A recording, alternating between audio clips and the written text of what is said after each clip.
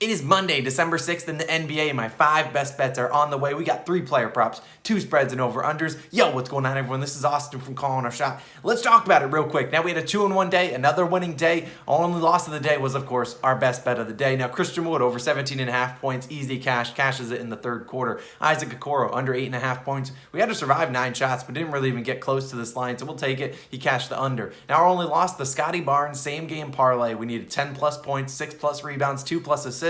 He falls 1 assist short. He had 2 assists in 14 straight games, so of course, he's the best bet of the day. He gets jinxed, and he doesn't hit the over. And what can you do about it? I tried to bet the same game parlay to avoid the hook, but man, he is hook master 99, man. He's insane. Of course, he hits us on the hook again. But another winning day. Subscribe to the channel if you guys are new. We're less than 400 subscribers away from 15,000, so go down in the below. Do me a favor, smash that button, like and subscribe button.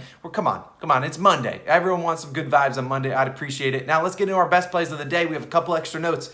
As always, if we see any lines that we like across the day, because injuries come in and out, we'll put them down below, pinned comment section. You'll see any added plays we have. So, and you can see those on Twitter at Calling Our Shots. Make sure you follow us there, and you can see them in our Discord, which actually has over 2,500 members. The link is in the description. Follow us on all our social medias. A weekly reminder, our live stream will be on Wednesday, like usual, 6 p.m. Eastern time. Shout out to all the people that showed up last week. We appreciate you guys. I'll see you on the YouTube channel, 6 p.m. Eastern time. I'll answer every single question you guys have for Wednesday's slate. And last note, so put it on your calendar. And last note, Monday Night Football, Bills versus Patriots is live. My best bets for that one player prop, 1 spread pick, 1 same game parlay, link down below. Let's get started with the best bet of the day, the most cursed jinxed segment on the platform. CJ McCollum, under 35.5 PRAs. There everyone goes. We're all betting CJ McCollum 30+ points. Now, we're taking CJ McCollum's under 35.5 PRAs, -108 on FanDuel. Now, currently, FanDuel, it's the only book to offer this line, so I don't necessarily, kind of like we did with Kyle Lowry, I have no idea. Other books come and put this line at 33.5. Right now, 35.5, or they could put it at 37.5. But I like the under regardless, and I'm taking 35.5. Now, McCollum has not been his usual self this year, and really you could say the same thing about Damian Lillard. And I would blame that new head coach, Chauncey Billups. Now, currently McCollum averaging 20.6 points per game, 4.1 rebounds per game, and 4.5 assists per game. So a total 29.2 PRA. So I'm looking at the stats, we're like, well, what the heck? Why is this line 35.5? Well, of course, Damian Lillard will be inactive today. So will Anthony Simons, and Nasir Little is questionable. Now, I don't necessarily care if Nasir Little is out there or not, but CJ McCollum is actually injured himself. He actually has a rib injury. He is probable today. And they take on a Clippers team that McCollum, he struggled against so far this season. In 3 games, McCollum has averaged 15.7 points per game, 2.7 rebounds per game, and 2.7 assists per game for a total 21 PRAs per game. And you're expecting him to go, and he shot below 40% for the field, and he was the second. That was when he was the second option, so he didn't even have the primary defender on him. Well, now he will have the entire defensive focus from the Clippers, and I believe they'll try to shut him down. Now, CJ McCollum in the past, without Damian Lillard, he was absolute free money. You just take his overs, and you knew he'd hit them. But that was with Terry Stotts. Now they got Chauncey Billups, and we've even seen Damian Lillard struggle with Chauncey Billups so far this season. In 4 games without Lillard this season for CJ McCollum, he's averaged 22.3 points per game, 2.8 rebounds per game, and 4 assists per game. So 29.1 PRAs. Actually below what he's been averaging with Damian Lillard. He's had 31, 22, 38, and 25 PRAs in those 4 games. 38 PRAs, the only time he went over, it was against the Pistons. So does that really count? Sorry Pistons fans. You guys got hit with the stray. Now, the Pistons have the 9th worst defensive rating in the NBA. The other 3 games were against the Celtics, Spurs, and Nuggets, all with around the top 8 to 12 defenses in the NBA.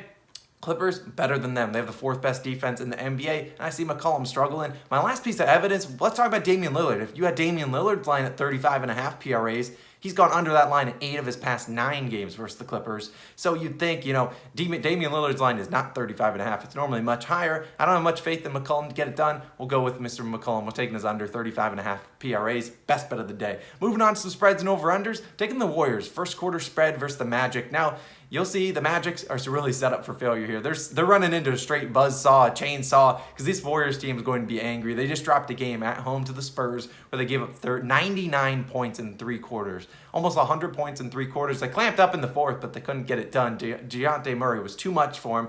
And the only negative thing about this pick, I don't have a line. I don't know why I don't have any lines. At 7:08 a.m., I don't have any lines for this game, so I can't really give you a line. I'll put it down below in the pinned comment section. I'd imagine that seeing the Warriors are 15-point favorites. Their first half quarter line is 9. The first half spread is 9.5. I'd imagine this will be around 5.5, maybe 6.5, and I'm fine with it there. The Warriors are known for being a dominant third quarter team, but what they've actually been is pretty good in the first quarter. Now, they currently average the most points per game in the first quarter out of any team in the NBA, 29.7. That number goes a tad up to 30.4 at home this season. The Magic, on the other hand, terrible in the first quarter. They are only averaging 23.7 points per game, the third fewest in the NBA. And over their last 3 games, that number taking a nosedive because it's down to 19.3 points per game in the first quarter. And I think this Warriors team has to come out, play great defense, and destroy this Magic team. That's exactly what they got to do. They want this game to be over pretty quickly. And the road Magic, not a very good team. Now, the Warriors are 7-5 against the spread in the first quarter. And at home this season, not great, not terrible, but still winning money. Magic 4-9 against the spread in the first quarter, one of the worst marks in the NBA. I'll ride with the Warriors to come out hot and put away the Magic pretty early. This bet will be over pretty quickly too, so you won't have to sweat it all out the whole game. You have to sweat 12 minutes, and that's it. Moving on to my next spread pick, because I don't have any over-unders I liked. Sixers, -6.5, -110 versus the Charlotte Hornets. Now, let's talk about the Hornets real quick, because yesterday they shocked the world, or at least they shocked me. I didn't have any money on it, but despite being down LaMelo Ball, Terry Rozier, Mason Plumlee, they beat the Hawks outright. The Hawks were at home where they've been a juggernaut all season. And no one expected that. Neither did I, but everyone thought, oh, they'll be without their point guards. No chance they win. Well, people hammered the Hawks, and you see what happened. That's what Vegas and the sportsbook said. Gotcha. Well, nope. I say now, if you're one of those people that bet the Hawks, you are probably fast-forwarding through the segment. You have PTSD. You're like, no chance. And there's no chance you probably touch this game. But hear me out. Now, we've all been here. We've all said this before. And I think the Hornets lose by 20-plus points tonight, because I can just imagine all those people that bet the Hawks, or I think the Hornets lose by 20-plus points tonight, because all those people that bet against them yesterday are like going to be thinking, why couldn't this have happened yesterday? They'll be face palming, be like, you got to be kidding me. I was one day ahead of the curve. Yeah, that's exactly how it works in the NBA. I've been there, and now the only person questionable for this Sixers team is Tobias Harris. Joel Embiid will probably have a field day against that backcourt or the front court of the Charlotte Hornets that they will be starting. And to no surprise, I don't know, I might have mixed around the teams, but Tobias Harris is questionable for the Sixers. But to my surprise, the Sixers have actually been very good against the spread on the road this season, something they normally are bad at. They're 9-4 against the spread, second best in the NBA. The best part, the Hornets are good at home, great at home against the spread, terrible on back-to-backs. They're currently 0-5 against the spread in back-to-backs, losing all 5 games. Here's my final stat for you. The Sixers have beaten the Hornets 14 straight times. Yes, 14, and that includes 6 straight at home. The average margin of victory in those 6 home victories, well, technically away, but they're basically at home. Apparently, they dominate the Charlotte Hornets. Those 6 games at home for the Charlotte Hornets, average margin of victory 8.5 points.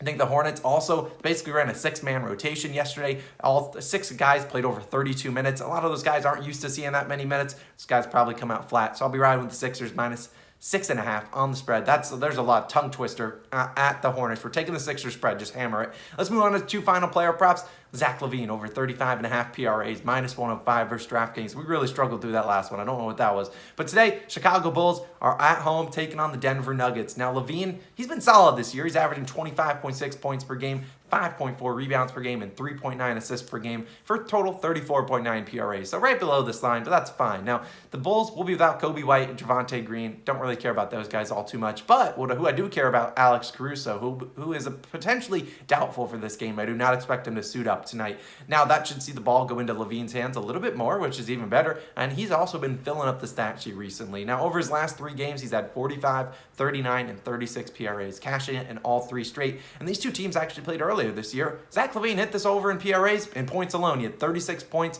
chipping in 5 rebounds, 4 assists, total 45 PRAs. Now, in the 2 previous games before that against the Nuggets, he had 38 and 37 PRAs. And I just believe with Caruso out, we should see LaVine be able to score at will against this Nuggets team. He'll be firing up the ball left and right. And you should look at Vucevic will also be out guarding Nikola Jokic on the perimeter. So maybe LaVine gets a little bit more opportunity for some rebounds. LaVine's a guy capable of hitting this over in just points alone. I'll ride with him again over 35.5 PRAs at home against the Denver Nuggets. Now, my last play of the day, Darius Bazley under 9.5 points, -125 on FanDuel. This feels like cruel and unusual punishment. This is just absolutely ridiculous. Now, if this line goes down to 8.5, hammer it. It could be 0.5. I'd probably take it. No, not 0.5, but you get the point. 8.5 is fine. 9.5 is minus 125 on FanDuel at this moment. And truthfully, as Baisley has gone under 9.5 points, not just one, not just two, not three, not four. I'll save you the trouble. 11 straight games. He's gone under 9.5 points and even 8.5 points. He's been terrible, and that's honestly being nice to him.